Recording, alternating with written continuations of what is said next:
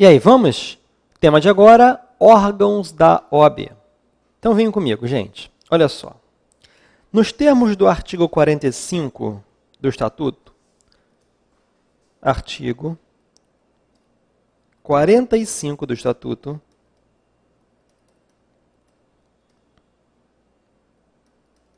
são 4 os órgãos da OAB. Né? Vocês percebam que eu estou falando tudo com a maior calma, eu procuro falar bem devagar aqui com vocês, porque a nossa matéria é relativamente curta, e aí dá tempo de você anotar, se você quiser. Enfim, eu faço de tudo para que você possa efetivamente gabaritar as questões de ética, gente. Então, olha lá. São 4 os órgãos da OAB. Nós temos o Conselho Federal, temos os conselhos sessionais, ou seccionais, né? As subseções e a Caixa de Assistência dos Advogados. Bom, a OAB é formada por esses 4 órgãos. Percebam vocês que eu tive o cuidado de selecionar todos os artigos que falam de cada um desses órgãos no Estatuto e os mais variados, todos os artigos que tratam de cada um desses órgãos no Regulamento Geral. Né? Bom, já puderam perceber uma coisa óbvia. O Estatuto, ele traz o básico. Gente, são 5 artigos falando do Conselho Federal no Estatuto. Agora, olha o Regulamento Geral, minha gente. 40 e poucos. Tá vendo? Então, ficou claro que o Regulamento Geral, ele traz muito mais detalhes.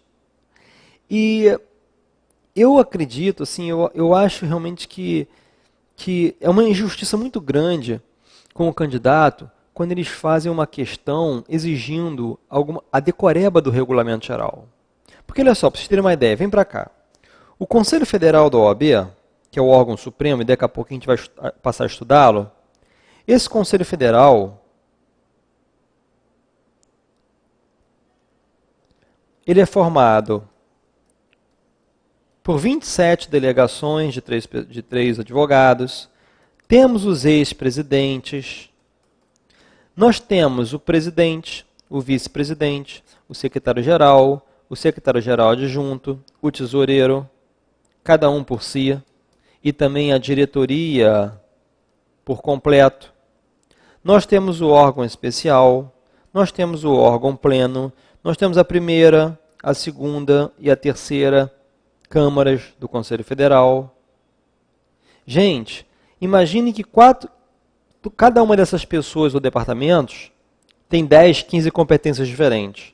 Aí, a banca do CESP adorava pedir isso.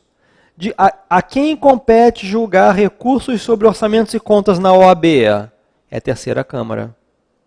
A quem compete julgar recursos provenientes de ética da advocacia? A segunda Câmara.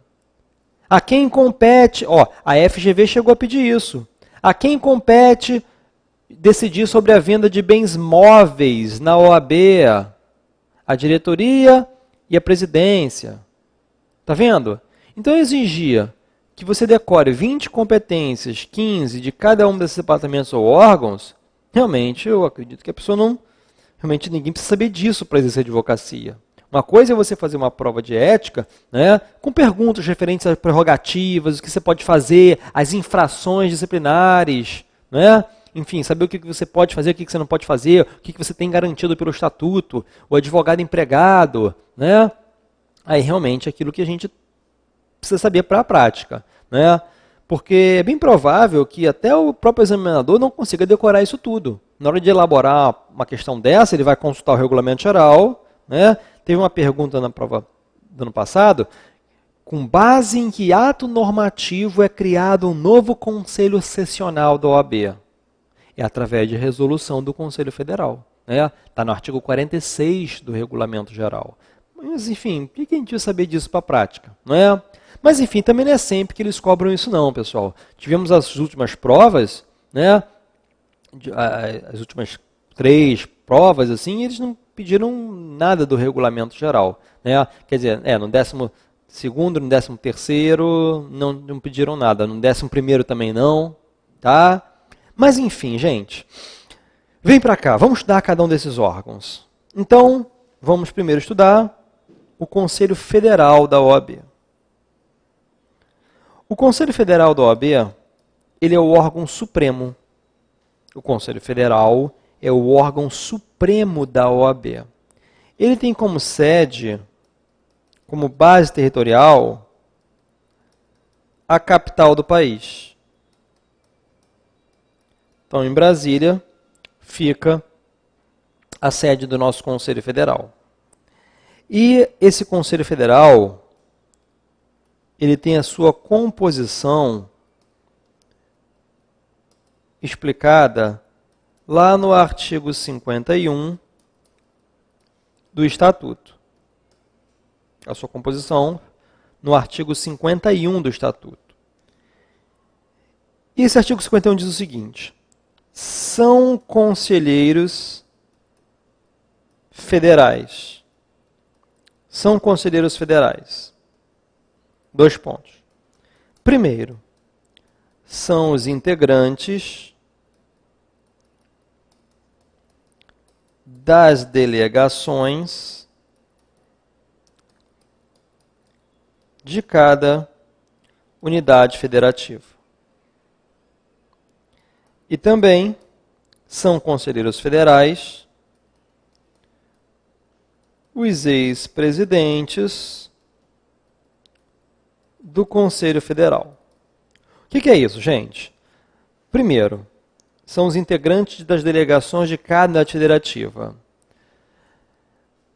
De 3 em 3 anos, são realizadas eleições na OAB. E as eleições são feitas através de chapas. Então, por exemplo, Rio de Janeiro faz a sua eleição, São Paulo faz a sua eleição. Nessa chapa completa, a chapa vencedora, já traz o nome de 3 advogados, chamados conselheiros federais, porque eles vão para Brasília nos representar. Então, olha aqui, ó. Rio de Janeiro faz suas eleições, manda 3 conselheiros federais para Brasília, São Paulo manda 3, Bahia manda 3, o Acre manda 3, o Pará manda 3, Rio Grande do Sul manda 3, Rio Grande do Norte manda 3, Pernambuco manda 3, né? Paraná manda 3, e por aí vai. Inclusive o Distrito Federal manda 3. Tá vendo? Porque existe o Conselho Sessional do Distrito Federal também. Então nós temos 27 unidades federativas, contando com o Distrito Federal. De maneira que 3 vezes 27, nós temos 81 conselheiros federais. Agora, gente, o presidente do Conselho Federal, ele pode ser reeleito uma vez, porque há a aplicação subsidiária das regras eleitorais, né? Sobretudo o Código Eleitoral. Agora, mesmo sendo reeleito, uma hora ele vai ser ex-presidente. E ele continua sendo conselheiro federal. Então, ó, são conselheiros federais, além dos integrantes das delegações de cada unidade federativa, também os ex-presidentes do Conselho Federal. Só que agora, na qualidade de membro honorário vitalício. Membro honorário vitalício. Perfeito? Muito bem. Bom, diante disso, pessoal, eu digo a vocês que o Conselho Federal, ele é um órgão julgador, né? E por diversas vezes ele vai tomar várias decisões. Agora, como são tomados os votos no Conselho Federal? Tá? Em regra, o que é mais fácil de eles perguntarem em prova, como já foi pedido em provas passadas, não da FGV, mas da banca anterior, do CESP, mas obviamente a FGV também pode pedir isso. Cada delegação dessa, pessoal, Rio de Janeiro, Pará, cada delegação dessa tem direito a um voto. O Acre tem direito a um voto. Tá vendo? Ou seja, a delegação que vai votar. Só que essa delegação é composta por 3 advogados. Só que só pode ter um voto.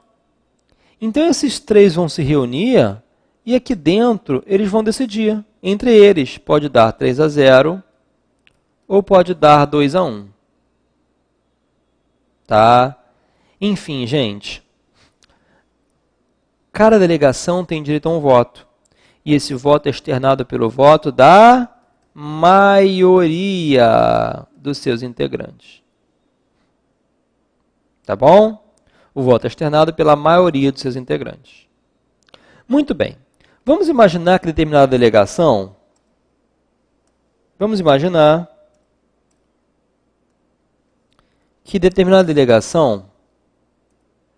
por exemplo, somente 2 compareceram. Um não pôde ir, ficou doente ou faltou por qualquer outro motivo, não mandaram nenhum suplente, só tem 2. Gente, se tem 2 e essa delegacia tem que ter maioria para votar, obviamente tem que dar 2-0. Os dois têm de querer a mesma coisa. Mas como tem 2, não pode dar empate? Não pode dar 1-1? Pois é, se der empate, gente, o voto daquela delegação não será computado. Se der empate, em caso de 2 apenas, não é? O voto da delegação não será computado. Assim como não será computado o voto para a delegação que tiver interesse. Então imaginem, o Conselho Federal está decidindo se deve ou não intervir em determinado conselho sessional porque há irregularidades ocorrendo por lá. Então o Conselho Federal vai julgar se deve ou não intervir naquele conselho sessional. Já que o Conselho Federal, como órgão nacional, né, órgão superior, na OAB, vai fiscalizar todos os outros conselhos sessionais. Gente, os 3 conselheiros que foram mandados por esse Conselho Sessional para Brasília, eles não poderão votar. Por quê? Porque eles têm interesse, obviamente, em ajudar o seu Estado, em ajudar o seu Conselho Sessional. Então, ali há um interesse. Então, não poderá votar. Tá bom? Aí eu te pergunto, e os ex-presidentes? Eles podem ou não podem votar? Pois é, a regra aqui é a seguinte. Isso caiu na banca do CESP já, a FGV ainda não pediu. Exatamente isso aqui que eu vou explicar. Pessoal, quando vigorava o Estatuto Velho, o Estatuto Antigo, que era a Lei 4.215 de 63, os ex-presidentes do Conselho Federal, e essa mesma regra também vale para os ex-presidentes dos conselhos sessionais. Então, ex-presidente do Conselho Federal ou de Conselho Sessional, eles tinham direito de voto e voz. Eles podiam votar e tinham direito de voz. Só que quando entrou em vigor o nosso atual estatuto, que a gente sabe que é a Lei 8.906 de 94, lá no seu artigo 51, parágrafo 2º, passou a ficar determinado que os ex-presidentes só têm direito de voz. Só voz. Eles não podem mais votar. Só que a gente tem que combinar esse 51, parágrafo 2º, com o que diz o artigo 81, também do Estatuto, que diz o seguinte: aqueles ex-presidentes antigos, pessoal, aqueles que foram presidentes até 94, esses antigos têm direito adquirido e eles podem ainda votar, porque a lei que os regia permitia. Agora, quem foi presidente depois de 94, né, os presidentes mais novos, aí já pegaram a regra do Estatuto de 94, que é só direito de voz. Ou seja, nós temos ex-presidentes antigos que ainda podem votar, gente. Eles têm direito a um voto. Agora, os novinhos não. Aí, vejam só, uma vez perguntaram assim, lá na banca, quando a banca era do CESP, viu? Digam vocês se o que eu vou falar agora está certo ou errado. os ex-presidentes do Conselho Federal só têm direito de voto. A pergunta era, marque a resposta correta. E uma das alternativas era, os ex-presidentes do Conselho Federal só têm direito a voto. Desculpa, vamos ver, anulada a questão, né? Anulada a questão. Vamos lá. Marque a resposta correta. Os ex-presidentes do Conselho Federal só têm direito de voz. Gente, isso, olha aqui, ó, é exatamente o que está no 51, parágrafo 2º do atual estatuto. Os ex-presidentes, atualmente, só têm direito à voz. Só que esqueceu de dizer a questão lá, o que está no 81, que alguns ainda podem votar, que são os antigos, né, aqueles que foram presidentes até 94. Então, quando a pergunta foi, marca a resposta correta, ele dizia, os ex-presidentes só têm direito à voz, aquilo está errado, porque está incompleto. Alguns ainda têm direito de votar. Eles generalizaram, dizendo que todos só têm direito de voz. Não, errado. Tá? Bom, as competências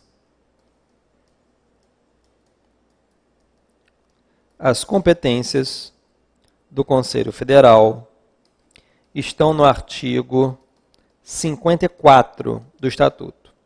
E vai ficar como dever de casa a leitura de todo esse artigo 54. Mas eu vou dizer alguns para vocês. Algumas competências eu vou comentar com vocês. Gente, o Conselho Federal, como órgão julgador supremo da OAB, vai julgar os recursos em última instância na OAB. O Conselho Federal, ele pode propor ação direta de inconstitucionalidade, ação declaratória de constitucionalidade, ADPF, arguição de descumprimento de preceito fundamental. O Conselho Federal da OAB pode impetrar mandado de segurança coletivo. O Conselho Federal da OAB é que vai representar a advocacia brasileira em congressos, conferências internacionais.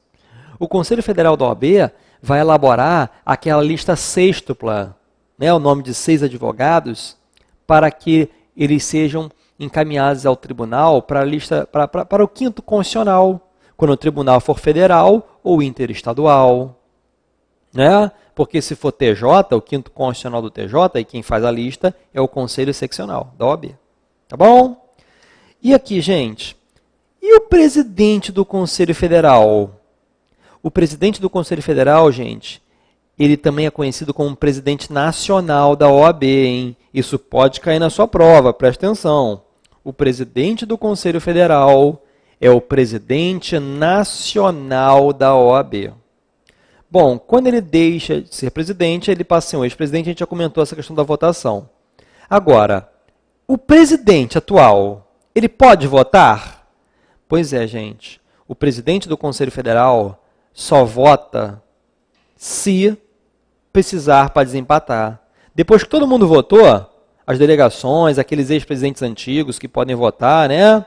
Todo mundo votou se der empate, aí o presidente do Conselho Federal vota, ou seja, ele tem o voto de qualidade, o voto de Minerva, o voto de desempate.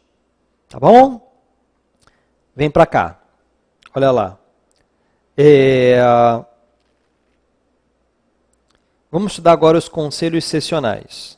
Vamos utilizar outra página para ficar melhor.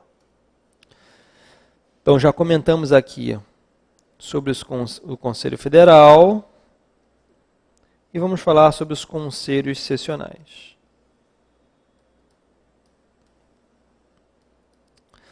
Bom, gente, os conselhos sessionais, eles têm como sede, como base territorial, os estados, o Distrito Federal e os territórios. Acontece que, na atualidade, nós não temos mais territórios no Brasil, mas nada impede que eles sejam criados. Aliás, isso pode cair em direito constitucional, hein? Um território pode vir a ser criado através de lei complementar. Muito bem. Aí vamos imaginar que um território venha a ser criado no Brasil através de uma lei complementar. Gente, se um território foi criado, obrigatoriamente vão ter que criar um conselho sessional.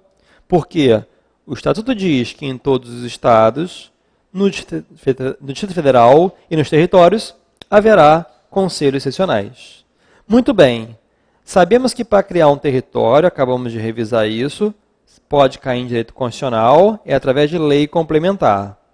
Mas a criação de um novo conselho sessional se dá através de resolução do Conselho Federal da OAB. Isso aqui está no artigo 46 do Regulamento Geral e já caiu uma vez em prova. É maldade ter pedido isso. Bom, agora olha só.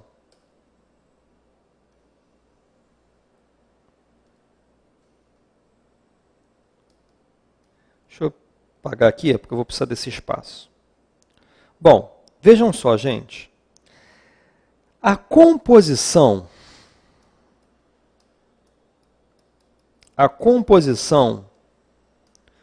do Conselho Sessional está no artigo 106 do RG, Regulamento Geral. Tá? E preste atenção. O número de conselheiros federais, nós vimos que são 3 por estado. 3 por cada conselho sessional. Não é? Mais os ex-presidentes. Aqui, nos conselhos sessionais, nós também temos ex-presidentes. E aquela regra de votação, aqui, ó, que a gente viu, serve tanto para o Conselho Federal quanto para o Conselho Sessional, para os ex-presidentes. Tá? Agora, o número de conselheiros sessionais é proporcional ao número de advogados inscritos. Então, existe uma determinação no artigo 106 do Regulamento Geral, que eu vou pôr aqui em forma de tabela, para melhor visualização de vocês. Então, olha só. Se naquele estado nós temos menos de 3.000 advogados, vou botar aqui, ó, tendo abaixo de 3.000 advogados, eu poderei ter até 30 conselheiros. Até 30. Antigamente era 24, viu? Mas isso aqui mudou em 2009. Então veja se o seu regulamento geral está atualizado. O melhor é que você, obviamente, baixe lá na internet, para o site do Conselho Federal da OAB, um bem atualizado. Bom, agora, acima de 3.000 advogados, mas a cada grupo completo de 3.000, eu posso colocar mais um, até chegarmos ao número máximo de 80. Antigamente era 60. Em 2009 mudou para 80 no máximo. Então o que é isso, gente? Olha só. Tem estados que tem menos de 3.000 advogados, né? Eu tenho um livro, gente, que é Comentários ao Estatuto da Advocacia e da OAB, tá? Lá da editora Armador. Então você pode adquirir pelo site, entrega em todo o Brasil, né? Tá bem bacana. Na verdade é um Estatuto da OAB comentado, artigo, assim, capítulo por capítulo, né? Eu coloco os artigos e vou comentando logo abaixo, cada um deles. Eu fiz ele direcionado para o exame de ordem mesmo, tá? Enfim, tem, sei lá, um pouco mais de 100 páginas, 144, mas obviamente tem página em branco, tem página que só tem um pedacinho, né? Ou seja, é bem direcionado, caso você, enfim, tenha interesse, bem direcionado para o exame de ordem. E lá eu coloco, atualizado até, enfim, até o ano de 2014, até o último mês que fizeram a contagem, de quantos advogados tem com a carteira válida, né? Com a inscrição válida, estão inscritos, advogados efetivamente inscritos, regularmente inscritos em cada estado, né? Aí, por exemplo, lá em Roraima tem menos de 3 mil advogados, né? Tem 1.000 e pouco advogados. Lá pode ter até 30 conselheiros. Até 30, gente. Pode ser um, 2, 3, 4, 5, 6, 7, até 30, no máximo. Agora, em estados que tenham muitos advogados, como Rio de Janeiro, São Paulo, tendo acima de 3 mil, eu posso colocar mais um conselheiro a cada grupo de 3 mil advogados que forem se inscrevendo. Então, por exemplo,